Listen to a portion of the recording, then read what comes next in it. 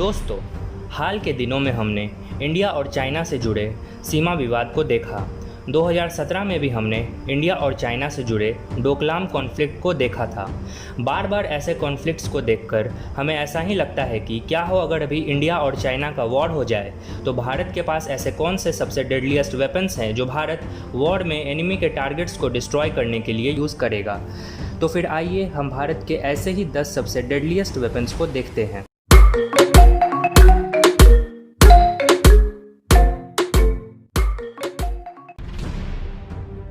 Pinaka multiple launch rocket system. इस rocket system को भारत की पुरानी हो चुकी BM-21 ग्रैड रॉकेट सिस्टम के रिप्लेसमेंट के तौर पर 1998 में भारतीय सेना में शामिल किया गया। उस टाइम पर पिनाका रॉकेट सिस्टम की मारक क्षमता 40 किलोमीटर थी। अभी भारतीय सेना इसके इम्प्रूव्ड वेरिएंट का इस्तेमाल करती है जिसकी मारक क्षमता 65 किलोमीटर है। ये रॉकेट लॉन्चर 44 सेकंड में 12 रॉकेट पर लॉन्चर और 72 रॉकेट्स पर बैटरी मैक 4.7 की स्पीड से फायर कर सकता है। इसमें ring laser, जाइरो, inertial navigation guidance system लगे हैं और ये रॉकेट लॉन्चर 22 टन तक का पेलोड कैरी कर सकता है। DRDO ने इजराइल मिलिट्री इंडस्ट्रीज़ के साथ टीम अप किया है इसके थर्ड वेरिएंट को बनाने के लिए, जिसकी मारक क्षमता 120 किलोमीटर तक होगी और उसमें GPS गाइडेड सिस्टम भी लगे होंगे। ये रॉकेट लॉन्चर अपने बराबर की अमेरिकन M270 रॉकेट लॉन्चर से 10 गुना सस्ती है और इसकी परफॉर्मेंस भी M270 रॉकेट लॉन्चर से अच्छी है। इस रॉकेट लॉन्चर ने कारगिल वॉर के टाइम पर ऊंचे पहाड़ की चोटियों पर बैठे पाकिस्तानी सेना को सफलतापूर्वक मार गिराने में अहम भूमिका निभाई थी। Ballistic missile defence system. ये भारत द्वारा डेवलप की गई बैलिस्टिक मिसाइल डिफेंस सिस्टम है जो कि भारत को दुश्मन के बैलिस्टिक मिसाइल अटैक से सुरक्षा प्रदान करता है। भारत ने इसे चाइना और पाकिस्तान की ओर से बैलिस्टिक मिसाइल थ्रेट को देखते हुए डेवलप किया है। इसमें दो तरह की मिसाइल डिफेंस सिस्टम लगी है। पहला PAD पृथ्वी एयर डिफेंस जो कि हाई एल्टीट्यूड मिसाइल्स को इंटरसेप्ट करता है और AAD एडवांस एयर डिफेंस जो कि लो एल्टीट्यूड मिसाइल को इंटरसेप्ट करता है। भारत की ओर 5000 किलोमीटर से भी ज़्यादा दूरी से लॉन्च किए गए मिसाइल्स को ये मिसाइल डिफेंस सिस्टम इंटरसेप्ट कर सकता है। PAD को नवंबर 2006 में टेस्ट किया गया और AAD को दिसंबर 2007 में। PAD को टेस्ट करते ही भारत USA, रशिया और इजराइल के बाद दुनिया की चौथी ऐसी कंट्री बन गया जिसके पास खुद का डेवलप किया हुआ बैलिस्टिक मिसाइल डिफेंस सिस्टम है। नाग मिसाइल। ये थर्ड जनरेशन की fire and forget anti tank guided missile है जिसे defence research and development organisation DRDO ने भारतीय सेना के लिए बनाया है। इसे डिज़ाइन किया गया है मॉडर्न मेन बैटल टैंक और दूसरे हेवीली आर्मर्ड टारगेट्स को डिस्ट्रॉय करने के लिए। इसे ज़मीन और हवा दोनों तरह के प्लेटफॉर्म से लॉन्च किया जा सकता है। इसका सबसे पहला प्रशिक्षण नवंबर 1990 में किया गया था। इसमें real time image processor with fast and efficient algorithms लगे हैं जो कि इस मिसाइल को automatic target detection and tracking capabilities प्रदान करता है। ये मिसाइल 8 किलोग्राम तक का tandem shaped charge high explosive anti tank warhead carry कर सकता है जो कि इस मिसाइल को सिंगल शॉट किल प्रोबेबिलिटी प्रदान करता है। इस मिसाइल की स्पीड 230 मीटर प्रति सेकंड है और ये मिसाइल स्टैटिक और मूविंग दोनों तरह के टारगेट्स को इंगेज कर सकता है किसी भी मौसम में, चाहे दिन हो या रात। इस मिसाइल की ज़मीन से रेंज 4 किलोमीटर है और हवा से रेंज 7 किलोमीटर। P-81 Neptune. ये लॉन्ग रेंज का multi mission maritime petrol aircraft है जिसे बोइंग कॉरपोरेशन ने भारतीय नौसेना के लिए बनाया है। इस एयरक्राफ्ट को भारत की 7500 किलोमीटर तक की लंबी समुद्री तटों और टेरिटोरियल वाटर्स को सुरक्षा प्रदान करने के लिए बनाया गया है। ये aircraft anti submarine warfare, anti surface warfare, intelligence, maritime patrolling, surveillance और रिकॉनेसेंस जैसे मिशंस को अंजाम दे सकता है। ये एयरक्राफ्ट 789 किलोमीटर प्रति घंटा की रफ्तार पर 12,496 मीटर तक के एल्टीट्यूड पर उड़ान भर सकता है। इस एयरक्राफ्ट की सबसे बड़ी खूबी यह है कि ये अपने बेस से 2000 किलोमीटर दूरी तक उड़ान भरकर 4 घंटे तक दुश्मन के सबमरीन्स को हंट कर सकता है और फिर 2000 किलोमीटर दूर अपने बेस पर वापस आ सकता है। ये एयरक्राफ्ट भारतीय नौसेना को इंडियन ओशन में ये एबिलिटी प्रदान करता है कि भारतीय नौसेना समुद्र के तट से 1000 किलोमीटर दूर दुश्मन के सबमरीन्स को मार गिरा सकती है। T-90s भीष्मा ये थर्ड जनरेशन की रशियन बैटल टैंक है। जब भारत ने देखा कि चाइना और पाकिस्तान दोनों ही T-80 टैंक को अपने बेड़े में शामिल करने वाले हैं, तब भारत ने भी रशिया से T-90 टैंक्स को जल्दी से अपने लिए खरीदना शुरू किया। इस टैंक का वजन मात्र 48 टन है और इसमें 3 क्रू मेंबर सवार हो सकते हैं। इस टैंक की सबसे बड़ी खूबी यह है कि ये अपने बैरल से Invar anti tank guided missile को फायर कर सकता है, जो कि एक laser beam rider anti tank guided missile है।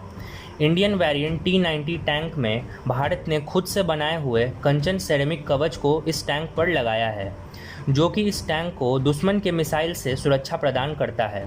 आप इसे टैंक की बुलेट प्रूफ जैकेट भी कह सकते हैं। इसमें डीजल इंजन लगे हैं, जिसके कारण इसको मेंटेन करना काफ़ी आसान है और इसकी फ्यूल कंजम्पशन भी T-80 टैंक से कम है।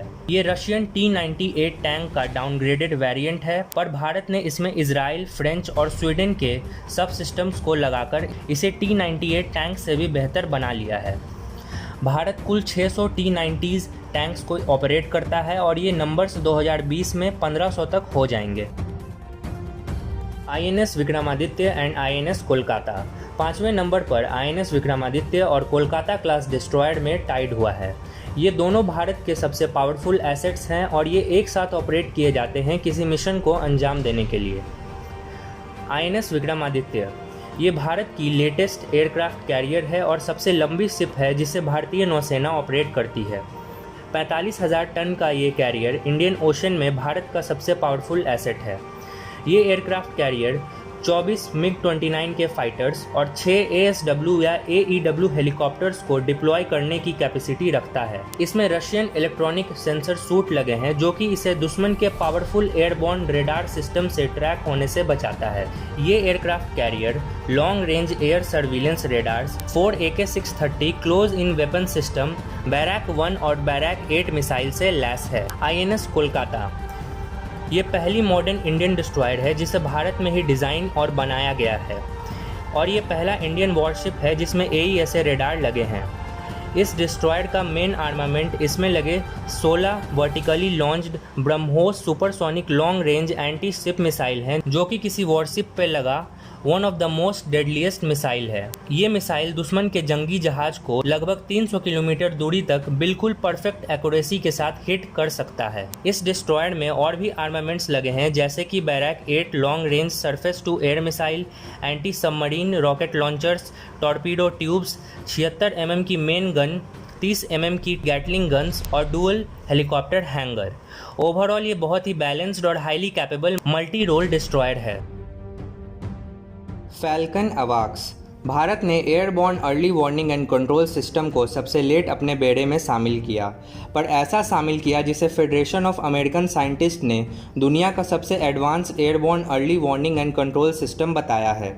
इसे इजराइल एरोस्पेस इंडस्ट्रीज़ ने बनाया है और इसमें Israeli ELW 2090 radar system Russian Tu-76 aircraft पर लगे हैं। ये radar 360 degree active electronically scanning अरे रेडार सिस्टम है। इस रेडार की स्पेशलिटी ये है कि ये 10 गुना तेज़ी से टारगेट्स को ट्रैक कर सकता है as compare to American E3 sentry radar system. इसकी इलेक्ट्रॉनिक इंटेलिजेंस दुश्मन के रेडार का भी पता लगा सकते हैं। ये 500 किलोमीटर दूरी तक के टारगेट्स को डिटेक्ट कर सकता है, जो कि माउंटेन और डेजर्ट रीजन में बहुत ही इंपॉर्टेंट रोल प्ले करते हैं, जहां पर ज़मीन पर लगे रेडार को अच्छे तरीके से डिप्लॉय नहीं किया जा सकता। ये एक बार में 100 टारगेट को ट्रैक कर सकता है और किसी वॉर में दुश्मन के एयर अटैक और यहाँ तक कि क्रूज मिसाइल को भी डिटेक्ट कर सकता है। भारत इस टाइम पर ऐसे 3 अवाक सिस्टम को ऑपरेट करता है और 2-3 और ऐसे सिस्टम को खरीदने पर विचार कर रहा है। INS चक्रा ये 8,140 टन का न्यूक्लियर पावर्ड अटैक सबमरीन है जिसे भारत ने रशिया से 10 साल के लीज पर लिया है। इसकी कंस्ट्रक्शन 1993 में शुरू हुई थी, पर पैसे की कमी के कारण इसकी कंस्ट्रक्शन को रोक दिया गया था। तो फिर इंडियन नेवी ने इसके बिल्डिंग और सी ट्रायल्स को स्पॉन्सर्ड किया और फिर रशिया ने इसे भारत को 10 साल के लीज पर दे दिया। इसे इंडियन नेवी के सर्विस में 2011 में शामिल किया गया था। इसे इंडियन नीड्स को देखते हुए मॉडिफाई किया गया है और ये 36 टॉर्पीडोज और क्लब एंटी शिप मिसाइल जिसे 533 mm की टॉर्पीडो ट्यूब से फायर किया जा सकता है। ऐसे रिपोर्ट्स आए हैं कि भारत एक और ऐसे ही अकूला SSN क्लास के सबमरीन को एक्वायर कर सकता है जिसे मॉडिफाई किया जाएगा ब्रह्मोस मिसाइल को कैरी करने के लिए। ब्रह्मोस मिसाइल ये भारत का अनडाउटेबली सबसे फेमस वेपन है जिसे भारत और रसिया ने मिलकर बनाया है। इसे किसी भी प्लेटफॉर्म से लॉन्च किया जा सकता है और ये दुनिया का सबसे तेज़ सुपरसोनिक क्रूज मिसाइल है। इसकी मैक्सिमम स्पीड 3700 किलोमीटर प्रति घंटा है और इसकी रेंज 500 किलोमीटर है। 9 मीटर लंबा और 3 टन का यह मिसाइल इंडियन डिफेंस फोर्सेस का बैकबोन बन गया है। भारतीय नौसेना ने अपने अधिकतर वॉरशिप्स में इसी मिसाइल को एम्प्लॉयड किया है। इंडियन आर्मी ने इसके 3 रेजिमेंट इंडक्ट किए हैं और इंडियन एयरफोर्स ने 2019 में सुखोई 30 MKI फाइटर्स को इसी मिसाइल से लैस कर लिया है। फिलहाल इसकी production rate 100 missiles per year है। इस मिसाइल की हाइपरसोनिक वर्जन भी प्रेजेंटली अंडर डेवलपमेंट है जिसकी स्पीड 7 to 8 मैक होगी और ये 2020 तक टेस्टिंग के लिए रेडी हो जाएगा। Su-30 MKI अगर कोई एयरक्राफ्ट है जिसने 21st सेंचुरी में इंडियन एयरफोर्स को डिफ़ाइन किया है तो वह Su-30 MKI है। ये लॉन्ग रेंज का multi role super manoeuvrable 4.5 plus generation का फाइटर जेट है जिसे रशिया ने इंडियन नीड्स के हिसाब से फ्रेंच, इजराइल और इंडियन एवियोनिक्स को लगाकर एक अल्टीमेट Su-30 वेरिएंट भारत के लिए बनाया है। इसका पता इसी बात से चलता है कि इसका नाम है Su-30 MKI जहां पर I का मतलब है इंडिया। जब इंडियन एयरफोर्स ने इस फाइटर एयरक्राफ्ट के कॉम्बैट पोटेंशियल और वर्सेटैलिटी को देखा तो फिर 272 Su-30 MKI का ऑर्डर प्लेस किया जो कि भारत को पूरे दुनिया में इस फाइटर जेट का सबसे लार्जेस्ट ऑपरेटर बनाता है और ये 8000 किलोग्राम तक का पेलोड ले जाने में सक्षम है जो कि इस रीजन में इसे किसी भी फाइटर जेट से बेहतरीन बनाता है। इसका अंदाज़ा आप इसी बात से लगा सकते हैं कि एक Su-30 MKI 2 MiG-29 और 2 जैगुआर एयरक्राफ्ट का काम अकेले करने में सक्षम है। इसमें भारत में बने और इम्पोर्टेड छोटे मोटे इलेक्ट्रॉनिक जैमिंग पॉड्स और एंटी रेडिएशन मिसाइल्स लगे हैं जो कि इसे एक डेडली प्लेटफॉर्म बनाता है दुश्मन के एयर डिफेंस को सप्रेस या फिर डिस्ट्रॉय करने में, जो कि मॉडर्न वॉरफेयर का सबसे इम्पॉर्टेंट पार्ट है। तो ये थे भारत के 10 सबसे डेडलीस्ट वेपन्स जो कि भारत किसी भी वॉर में दुश्मन के टारगेट्स को डिस्ट्रॉय करने के लिए इस्तेमाल कर सकता है। अगर आपको इस वीडियो में दी गई जानकारी अच्छी लगी तो इस वीडियो को लाइक करें, शेयर करें और हमारे चैनल को सब्सक्राइब करना मत भूलिएगा। मिलते हैं अगले वीडियो में, तब तक के लिए।